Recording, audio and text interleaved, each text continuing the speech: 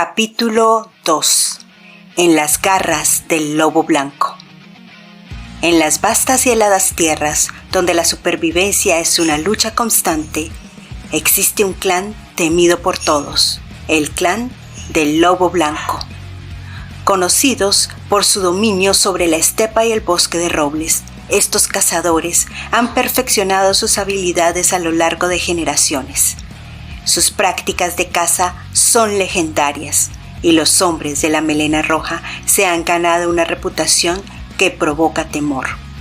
Eco y Suni, dos jóvenes que solo buscan regresar a casa, se encuentran ahora bajo la mirada penetrante de este peligroso clan.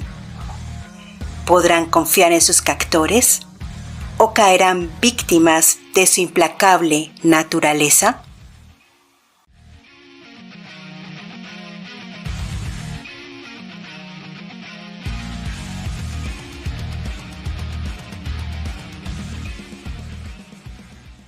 Eco y Suni estaban en una acalorada discusión de susurros y no se dieron cuenta de que Hiss, una joven del campamento del clan del lobo blanco, los había escuchado.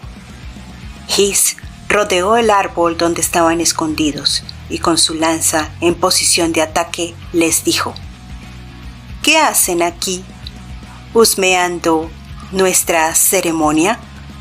Suni se adelantó a responder, poniendo su mano en la boca de Eco. Estamos perdidos, solo buscamos el camino a casa.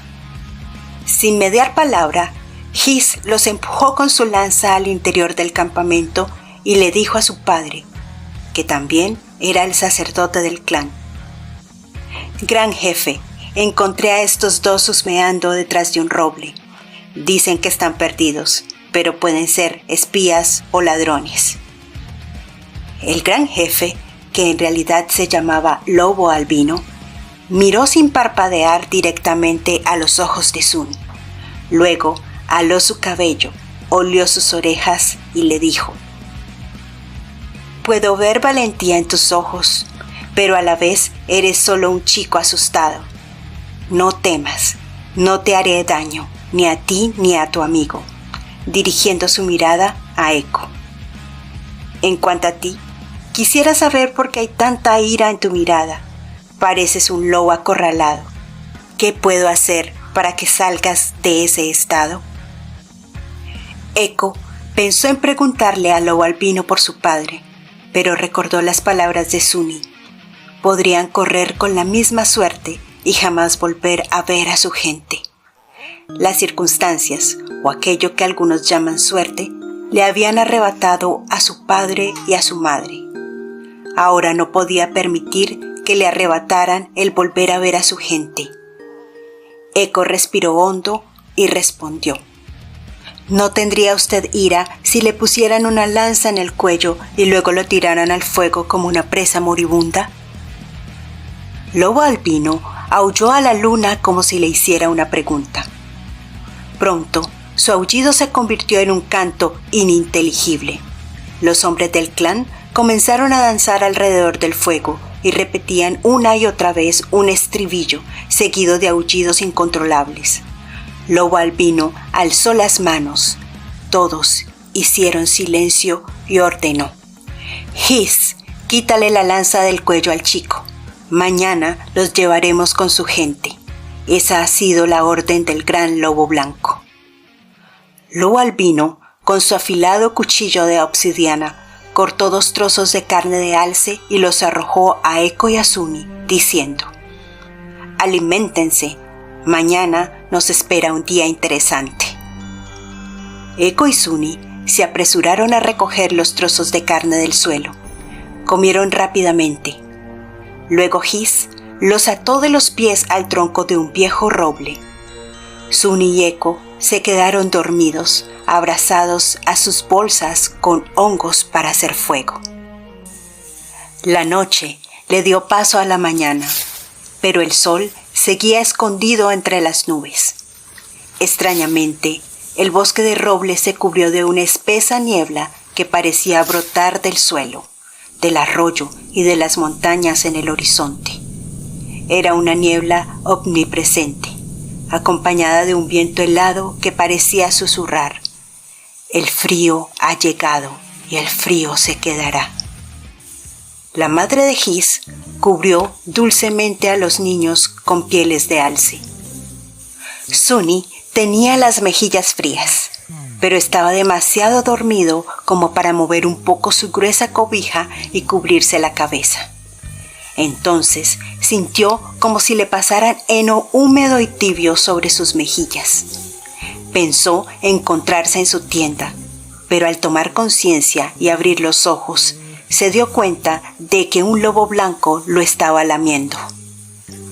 Nunca había tenido un lobo tan cerca y no sabía qué hacer. Su cerebro procesaba rápidamente una reacción mientras sentía que su sangre se helaba. Lobo Albino, quien estaba observando, expresó: «Tranquilo, pequeño, es tan solo un lobo al que le caíste en gracia. No te hará nada. Es la tercera generación de su especie que vive con nosotros». Eco también despertó y se vio custodiado por 2 lobos blancos. Su corazón palpitaba muy rápido. Suni trató de tranquilizarlo diciendo: «Tranquilo, Eco, no demuestres miedo. Los Barbarroja conviven con lobos y al parecer no los devoran».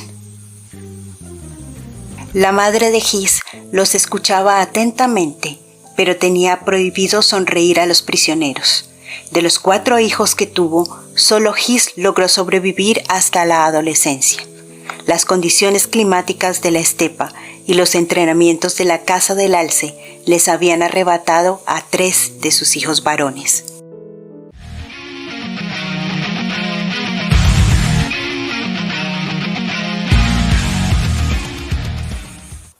En un cuenco, la mujer vertió agua caliente con cortezas de sauce y agregó un poco de miel, acercándoselo a los niños para que bebieran. Era una mañana realmente helada. Lobo Albino dijo: «Suficiente de mimos y aguamiel. Debemos partir. Alguien debe estar extrañando a estos chicos». Lobo Albino era muy estimado en su comunidad.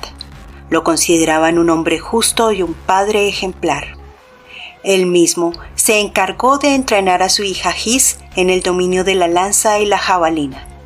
Su destreza con la lanza le valió la piel de oso que llevaba durante los inviernos. Nadie la superaba en el combate directo, ya fuera en situaciones de lucha o caza.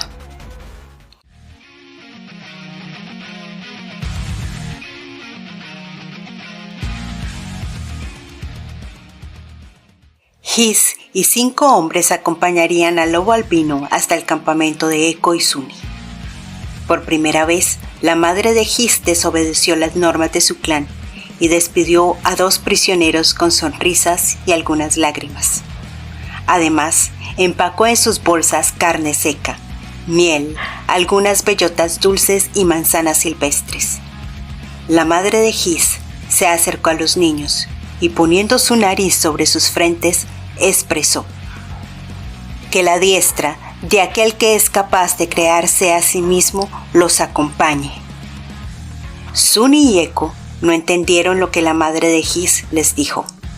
Solo comprendieron que se trataba de un buen augurio, también repetido por su tía. Con la bendición de la madre de His, Eco y Suni inician un peligroso viaje de regreso a casa, escoltados por el temido Lobo Albino y sus guerreros. Pero el camino está lleno de incertidumbres y los jóvenes amigos se adentran en lo desconocido. ¿Qué peligros les espera en la estepa? ¿Podrán llegar a salvo a su hogar o encontrarán nuevos desafíos que pondrán a prueba su valor?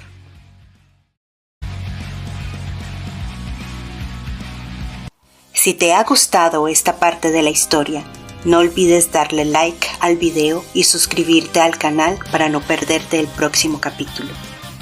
El viaje de Eco y Suni está lejos de terminar y muchas sorpresas aún nos esperan.